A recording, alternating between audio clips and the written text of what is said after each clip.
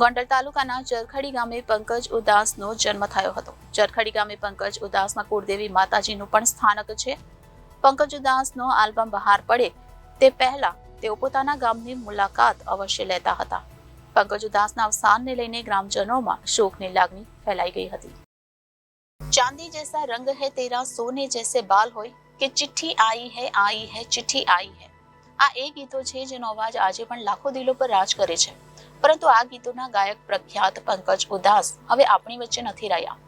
72 વર્ષની વયે સોમવારે તેમનું અવસાન થયું. તેઓ લાંબા સમયથી બીમાર હતા. જાણીતા ગઝલકાર પંકજ ઉદાસના નિધનને લઈને ગોંડલના ચરખડી ગામમાં શોકનું મોજું ફરી વળ્યું. ગોંડલ તાલુકાના ચરખડી ગામે પંકજ ઉદાસનો જન્મ થયો હતો. ચરખડી ગામે પંકજ ઉદાસના કુળદેવી માતાજીનું પણ સ્થાનક છે. પંકજ ઉદાસનો આલ્બમ બહાર પડે તે પહેલા તેઓ પોતાના ગામની મુલાકાત લેતા હતા.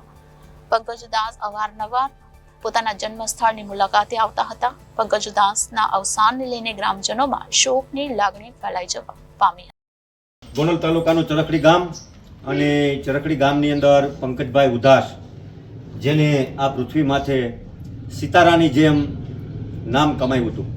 પિક્ચરમાં એટલા પણ ગીત ગાયા હતા, કવાલીઓ એટલી ગાઈ હતી, ધાર્મિક એટલા ગીત ગાયા હતા.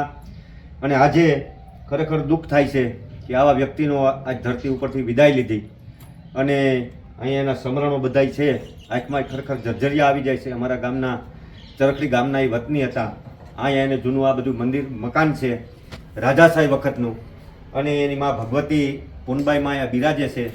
આખું ચરખડી ગામ એને પણ એટલું માને છે.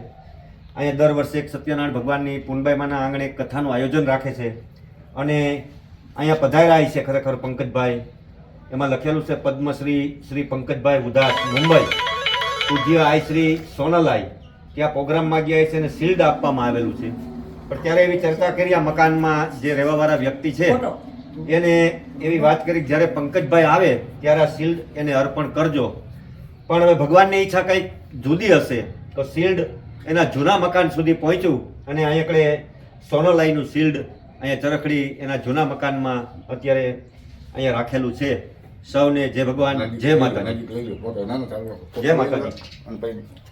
એટલે આ શિલ્ડ ભગવાનની એવી કૃપા હશે કે ભાઈ શિલ્ડ ખરેખર એના જૂના મકાન સુધી રહે એવી ભગવાનની ઈચ્છા હશે. એટલે આ શિલ્ડ અહીંયા ચરખડી સુધી પહોંચ્યું છે.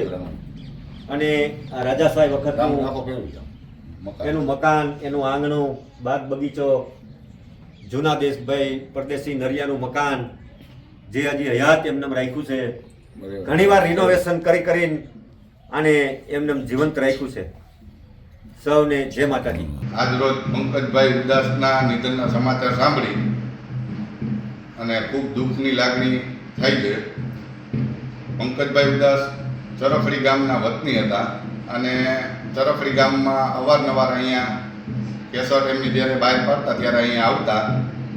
અને માતાજી એમના અહીંયા પૂનબાઈમાં અને લાલબાઈમાં એમનો માતાજીનો મઠ છે અને પિતૃદેવનું પણ અહીંયા એમના મંદિર છે. અને એ કેસર ધરવા માટે વર્ષમાં 2 થી 3 વખત અહીંયા ચરખડી ગામે આવતા. એ પંકજભાઈ મનરભાઈ અને એક ગઝલના આ દેશના મહાનાયક હતા પંકજભાઈ. આજે એમના નિધનના સમાચાર સાંભળી ગામની અંદર, ગ્રામજનોની અંદર પણ ઘેરી શોકની લાગણી થાય છે. Bureau report Janadesh news, Rajkot.